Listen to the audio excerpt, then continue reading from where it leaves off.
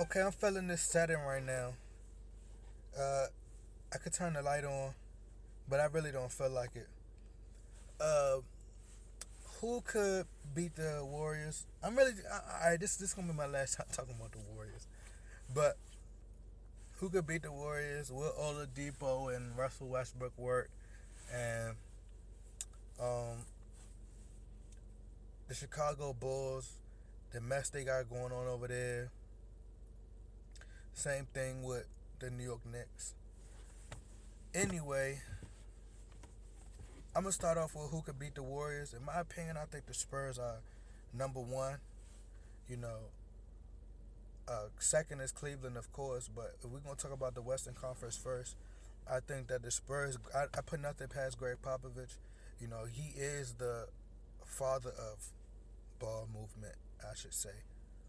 Yeah, he's like the father of ball movement. A lot of teams are stealing from people say, oh, y'all playing like Golden State, but they only saying that because they popular. But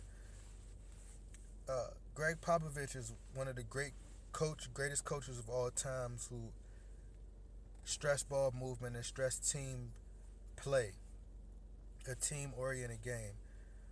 And I believe that with Kawhi Leonard, if he's checking, because you have to figure out how to limit these guys. So I think that their main concern is figuring out how could they limit Kevin Durant or Steph Curry.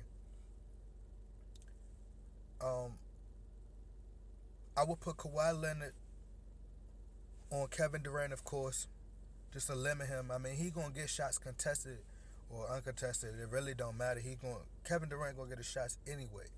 But what you try to do is limit him and try to contain him. So what I think they should do is put Kawhi Leonard on him and try to contain him as much as possible. And as far as like Steph Curry, you could put like a Danny Green on him and make sure you could get like switches at the top of the key because he's gonna come off a lot of picks. Steph Curry gonna try to get his shot off a lot of screens, and I seen that. When the Spurs made adjustments and they had like LaMarcus Aldridge, a big guy, one of the bigs, put their hand in his face to contest his shot. He gets thrown off like that, and if you could like put a body onto him, that could help contain him. And those are two guys that you really want to worry about. Like, I mean, you could take your chance. I take my chances with Draymond and Clay. Clay is a sharpshooter. He's deadly from three, but at the same time, those are two MVP elite caliber players with Steph Curry and Kevin Durant. So those are the guys I want to contain first, and I'm going to figure out how can I eliminate those two while trying to eliminate those two.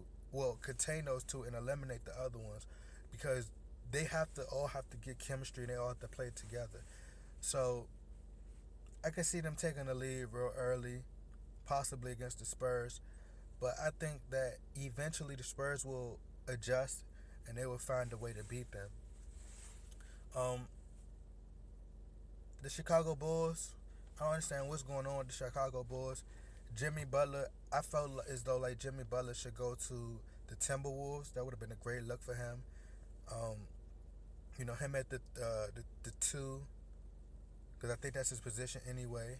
Him at the two, I think they should have gave up Ricky Rubio and try to give up some picks or get some picks and try to acquire Jimmy Butler and get them a point guard, maybe Chris Dunn or somebody else that can facilitate and bring Jimmy Butler in and grab Joakim Noah. I think that would have been a great fit, and that would have instantly made them, if not contenders, would have put them in the discussion for the Western Conference Finals instantly. I think that I would have loved to see Jimmy Butler go to the Timberwolves. I think that the Chicago Bulls need to revamp. They just need to start all over from scratch. That's just my opinion.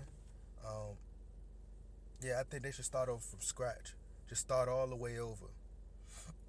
Um, the New York Knicks, I think they're going to end up trading Derrick Rose before the trade deadline because I think it's going to be an issue with him and Uh, Carmelo Anthony, it's because Derrick Rose holds the ball in his hands a lot, and he already had issues with Jimmy Butler in terms of getting his shots up. So I think that, like Jimmy Butler said, it was either me or him. So I think they're going to trade him for some pieces to go along with Porzingis, or they're going to try to get another asset for Derrick Rose. Uh, what else? The Lakers, Brandon Ingram, special, super special, superstar. The guy is amazing, and I'm tired of hearing everybody saying, "Oh well, I don't want him to be like Kevin Durant because Kevin Durant left the Warriors and blah blah blah." First of all, Kevin Durant didn't come into a situation like uh, Brandon Ingram did. Brandon Ingram is coming into a big market with a great coach that's preaching ball movement, and he's going to be able to play as a team.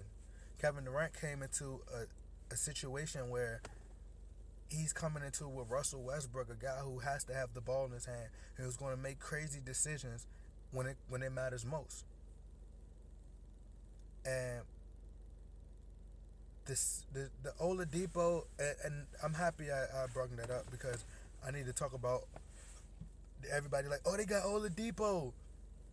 They got Oladipo and Russell Westbrook. We talking about guys who have to have the ball in their hands. We're in a 3-point shooting league. You think that not Cephalosha, I'm sorry, Roberson and Oladipo as your wing players, they're great defenders on the wing, but when you need to get scoring when teams are going to go up on you, come on, man. These guys got Golden State got so much firepower. Damian Lillard and those guys got so much firepower, man. It's going to be hard to contain those guys. So, like I said, you lost Kevin Durant. Like, the Thunder organization is going downhill. You lost your biggest marquee franchise that you ever had in the history of Oklahoma City, even Seattle. You lost Kevin Durant, Serge Ibaka, James Harden. Look at these guys now. And you can say, people can say what they want about Reggie Jackson. Reggie Jackson is a starter, and they gonna make noise in Detroit because Stan Van Gundy gonna make sure he got those guys competing in the East, and they gonna get better. They gonna get better. So, like I said, I think that you lost all those guys. You lost 3 superstars, 3, and some great bench players, some great role players, some solid role players. Jeremy Lamb. I mean, Reggie Jackson, even Cephalosha. Like, you lost some great role players, and I just don't see them. I just don't see OKC being that much of a threat. People like, oh, I think Russell Westbrook gonna win MVP. He put up MVP numbers years ago when Kevin Durant. I think it was 2 years ago when Kevin Durant got injured. He put up MVP numbers, but people forget. The league already said, how are you valuable to your team? Are you helping them win? He's not going to help them win. At least I don't think so. Russell Westbrook is a great player, but I think that his attitude, he needs a Phil Jackson type of coach to control him. To let him know, like, hey, I'm in charge. I run this shit, and you need to get your ass in there and play the game. Don't take that shot. Pass the ball. Create for others. What else I wanted to address? And who do I think gonna win the finals this year? I think Golden State gonna win. Period. And you hear people like, oh, Andrew Bogut. They lost Andrew Bogut. They're not gonna worry about Andrew Bogut. They're gonna find other ways to, because Kevin Durant is a great rebounder and he could defend well. He's underrated defensively. And then Draymond Green and also Klay Thompson's a great defender. They have great defenders there. Iguodala comes off the bench and defend. What's going to happen is these guys going to come in here, and I think what's going to happen is these guys going to come in there and they're just going to hit teams. They're just going to go out there and they're going to click. And they're just going to hit threes. three after three after three, and it's gonna be so much firepower that it's gonna be ridiculous. You know. Um. Anyway, I'm pretty much done. Make sure y'all click that subscribe button. Make sure y'all stay safe out there. I love y'all. I'm out.